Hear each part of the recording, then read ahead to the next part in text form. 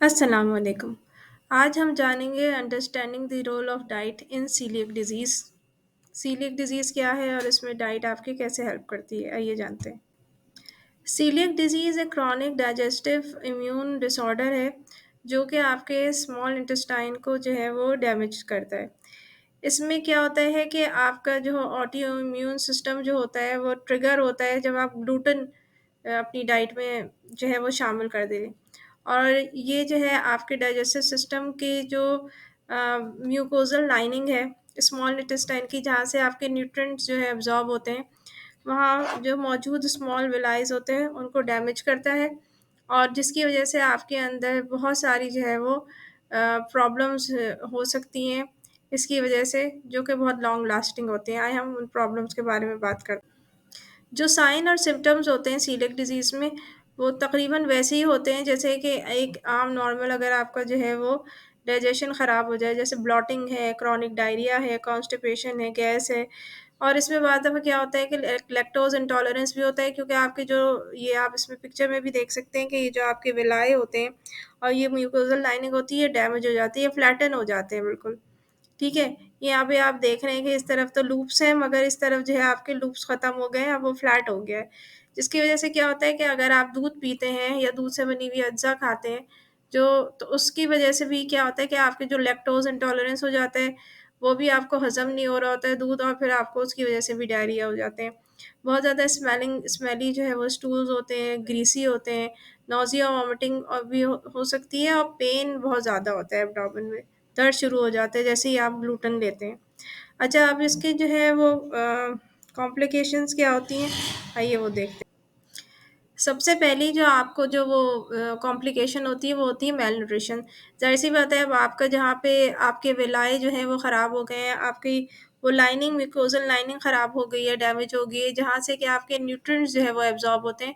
तो ज़ाहिर बात है आपको डिफ़रेंट टाइप्स की जो है वो मेलन्यूट्रिशन होगी, विटामिन्स और मिनरल्स डेफ़िशिएंट हो जाएँगे। फिर ज़ाहिर बात है आपको जो है ओस्टियोपोरोसिस हो सकता है, क्योंकि विटामिन डी और कैल्शियम की एब्ज़ॉर्ब नहीं हो रही है। एनीमिया आपको होगा क्योंकि आयरन की, फोलेट की और विटामिन बी 12 की जो है वो एब्ज़ॉर्प्शन नहीं होती है। फर्टिलिटी इश्यूज़ भी हो सकते हैं, क्योंकि जो है ये आपके जो है ज़्यादातर आप इतने ज़्यादा कमज़ोर होंगे तो आपके जो है फर्टिलिटी प्रॉब्लम होगी।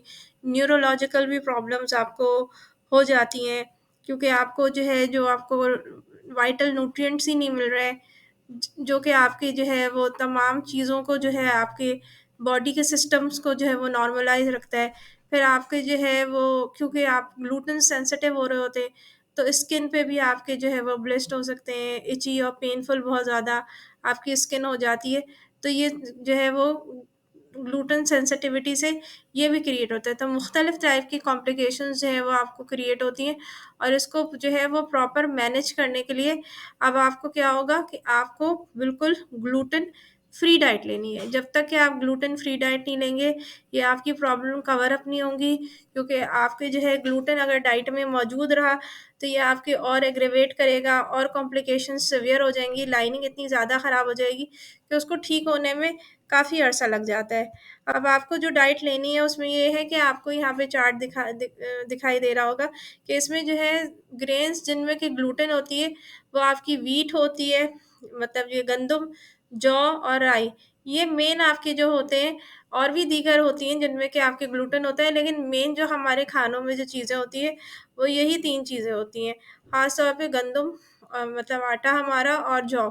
अच्छा, अब आपको ये तो छोड़ना होगा लाज़मी तौर पे, क्योंकि इनके अंदर ग्लूटेन होती है, तो आपको ग्लूटेन फ्री डाइट लेनी है। अब आप इसके अलावा क्या ले सकते हैं कि भई, अगर हम आटा हमारा एक मेन है, हमारा जो व्हीट जो हम फ्लावर लेते हैं वो हमारा मेन कंपोनेंट है, तो आप उसके अलावा आप बाकी हर चीज़ ले सकते हैं। आप चावल ले सकते हैं, आप दालें ले सकते हैं, इसके अलावा जो है वो फ्लैक्स सीड है, इन सब से भी, कोकोनट है, आलमंड फ्लावर, ये भी आपके बनता है। चावल का आटा ले सकते हैं, बाजरा ले सकते हैं, ज्वार ले सकते हैं, इनका भी आटा ले सकते हैं, और कुछ मिक्स आटा भी आता है। ओट्स का ख़्याल रखना है कि आप दलिया वग़ैरह नहीं ले सकते अगर वो ग्लूटेन फ्री नहीं है तो। अगर वो ग्लूटेन फ्री है, पैकेज में लिखा हुआ है कि भई ग्लूटेन फ्री है, तो आप ले सकते हैं। इसी तरह ग्लूटेन फ्री आटा भी मिल जाता है अब ईज़िली बाज़ार में, लेकिन देखकर आपको लेना होगा, लेबल वग़ैरह रीड करके, कि भई ये बिल्कुल कंटैमिनेटेड ना हो, और जो है कहीं उससे ग्लूटेन उसमें कहीं से भी मिक्स ना हो, और बिल्कुल ग्लूटेन फ्री हो। तो वो भी आप आटा इस्तेमाल कर सकते हैं। अगर फल, सब्जियों की और बाकी चीज़ों की बात की जाए, तो आपको सिर्फ़ जो है गंदम और गंदम से बनी हुई चीज़ें और जो है वो बार्ले और बार्ले से मतलब जौ से बनी हुई चीज़ें नहीं लेनी। बाकी आप तमाम चीज़ें खा सकते हैं। दालें हैं जितनी भी है, गोश्त है, अंडे हैं, मुर्गी है, सब्जियाँ हैं और जब आपका डाइजेस्टिव सिस्टम थोड़ा बेहतर और हो जाए, तो आप दूध, दही वग़ैरह, पनीर भी आप अपनी डाइट में शामिल कर सकते हैं। तो वो जो है बाकी इसके अलावा तमाम चीज़ें आप खा सकते हैं, उसमें कोई प्रॉब्लम नहीं है। अब जो चीज़ें आप नहीं खा सकते, जो आपको जिन चीज़ों से बचना है, वो है कि आपको बाज़ार की सारी चीज़ें छोड़नी होगी क्योंकि बाज़ार की जितनी भी चीज़ें बनी हुई होती हैं, उन सब में ग्लूटेन मौजूद होता है। आपके रोल हैं, समोसा है, पिज़्ज़ा है, बर्गर है, बाहर की रोटियाँ हैं। इसके अलावा भी दीगर और भी चीज़ें हैं, कुछ सॉसेज़ होते हैं, उसमें भी ग्लूटेन शामिल होती है। आप अगर निहारी खाते हैं या फिर आप जो है कोई और चीज़ खाते हैं, उसके अंदर जो है वो उसका जो है वो आटा जो को घोल के डाला जाता है, तो आप वो भी नहीं खा सकते हैं। तो आपको थोड़ा-सा ध्यान रखना होगा अपने खाने-पीने की चीज़ों का, ताकि आप बिल्कुल भी वो डाइट आप बिल्कुल भी ना लें, जिसके अंदर ग्लूटेन है क्योंकि ये एग्रेवेट करेगा, आपकी प्रॉब्लम सॉल्व नहीं होगी और वो सॉल्व ना होने के बजाय बढ़ती चली जाएगी। तो ये चीज़ जो है सीलिएक डिज़ीज़ में आपको इन सब बातों का बहुत ध्यान रखना है कि आप जो है वो प्रॉपर हेल्दी ईटिंग करें। आप जो है गंदम और जौ उससे बनी हुई कोई भी चीज़ ना लें और जो है घर में आप जो है व्हीट फ्लावर बना सकते हैं, ग्लूटेन फ्री आटा भी ले सकते हैं, चावल का आटा भी इस्तेमाल कर सकते हैं, जौ और बाजरा भी वो बाजरा और ज्वार भी इस्तेमाल कर सकते हैं, जौ का इस्तेमाल बिल्कुल नहीं करना है।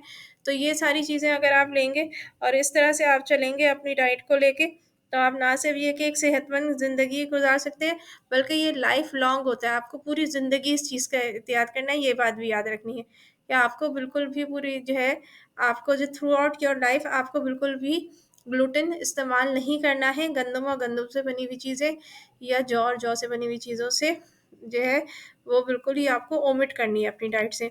होप कि आपको मेरी ये वीडियो अच्छी लगेगी। वीडियो अच्छी लगे तो लाइक और सब्सक्राइब कीजिएगा और अगर आप चाहते हैं कि किसी और टॉपिक के ऊपर भी, किसी और डिज़ीज़ के ऊपर भी अगर आपको जो है मालूमात चाहिए तो आप मुझे कमेंट में बता सकते हैं, उसके ऊपर भी वीडियो बनाएँगे।